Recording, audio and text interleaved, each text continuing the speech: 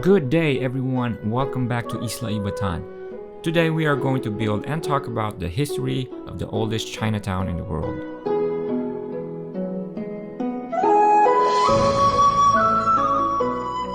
Before we begin with the build, I would like to address some of your questions and concerns. Like I always say, your feedbacks are very important to me so I could create better contents for future episodes. The first comment I'm going to address is from Roca. Roca said that I should use the exact color of the national flag. First of all, thank you for pointing that out. I like it that you guys are paying attention to small details like that. Some of you may say, oh, it's just as simple as blue, red, white, and yellow. Well, not quite. This is the diagram that I got from the Malacanang website. As you can see here, the flag has changed its colors over the years. And as of 1998 to present date, the official colors are white, metallic yellow, royal blue, and Philippine red. Now I'm just eyeballing here, alright? I'm using procedural object mod and there's no RGB chart that I know of, so bear with me. And I think I got pretty close enough.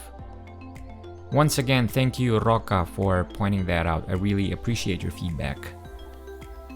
The next question is from Rick Measham. I hope I'm saying your name correctly.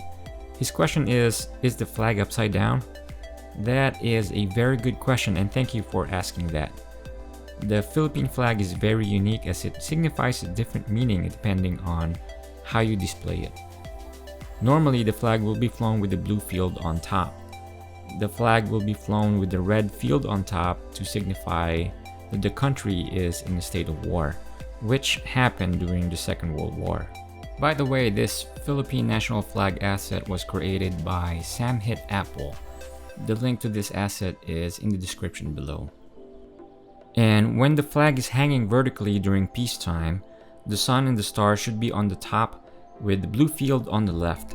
As you can see here, I made it so that the flags are double-sided, so the flags are in the correct orientation even if you're looking at it from the other side.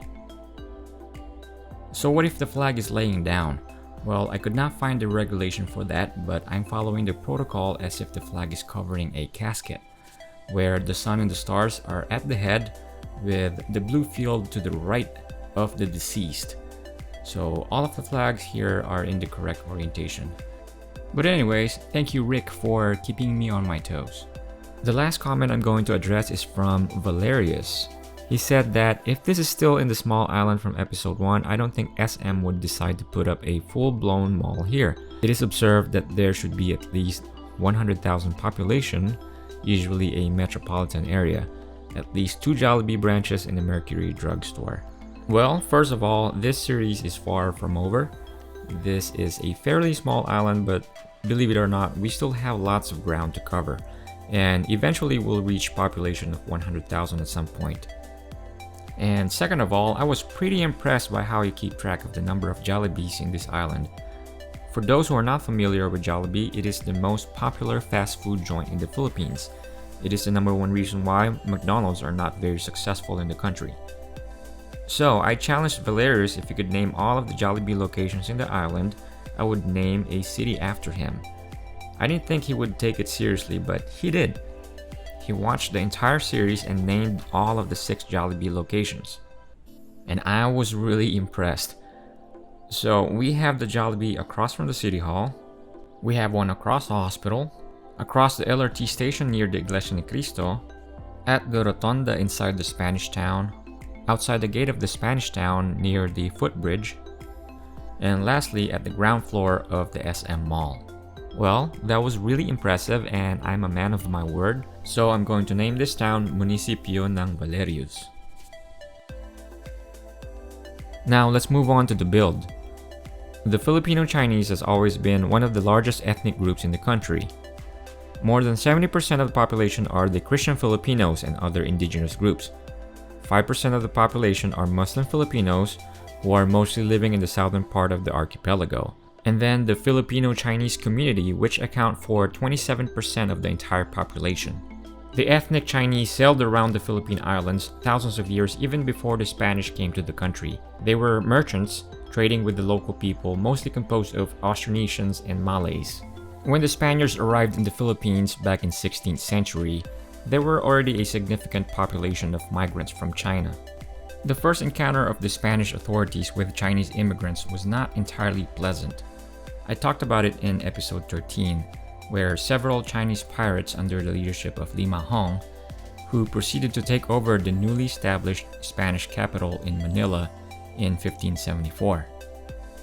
He tried to capture the city of Manila, but he was defeated by the combined Spanish and native forces. Around the same time, the Chinese Imperial Admiral Hummel Kong arrived in Manila, where he was well received. On his departure, he took with him 2 priests, who became the first Catholic missionaries to China from the Philippines. This visit was followed by the arrival of Chinese ships in Manila in May 1603, bearing the official seal of the Ming Empire. The 3 official Chinese representatives disclosed that they were searching for a mountain of gold.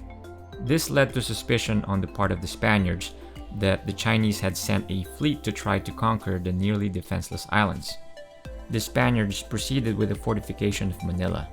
In 1603, a Chinese revolt took place. The revolt was quickly crushed by the Spaniards, ending in a large-scale massacre of the non-Catholic Chinese, killing more than 20,000 people. The Spanish authorities differentiated the Chinese immigrants into 2 groups, the Parian, which are the non-converted Chinese, and the Binondo. Binondo was created by Spanish government as a permanent settlement for Chinese immigrants who converted to Catholicism.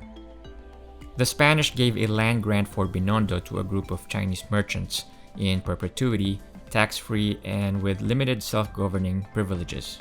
With the lack of Chinese women, they intermarried with the indigenous Filipino women and had children, who became the Chinese Mestizo community. And over the years, the Chinese Mestizo population of Binondo grew rapidly. The Chinese Mestizos would later fan the flames of the Philippine Revolution. Many leaders of the Philippine Revolution themselves have substantial Chinese ancestry. This includes Dr. Jose Rizal, which I talked about in the last episode. Before the Second World War, Binondo was the center of banking and financial community, which included insurance companies, commercial banks, and other financial institutions from Britain and the United States. These banks were located mostly along Escolta, which used to be called the Wall Street of the Philippines. After the war and new developments, most businesses began to relocate to the newer area of Makati. Over the years, lots of things has changed in Binondo, but the rich culture and commerce remained very much alive. It became a tourist trap not just for its landmarks and temples, but it also became a food haven. In Binondo, you can find lots of authentic hole-in-the-wall establishments serving everything from flashy Cantonese meals to Hokkien-style Chinoy cooking. However, there are over 100 restaurants in the area, so it can be quite overwhelming to decide where to eat. So my question to you is, if you've ever been to Binondo, what is your favorite spot to get some food? Let us know in a comment below. And if you're the first one to tell me what soup number 5 is, I will name one of the buildings in Chinatown after you. And while you are watching the cinematics, give me a thumbs up and don't forget to smash that subscribe button.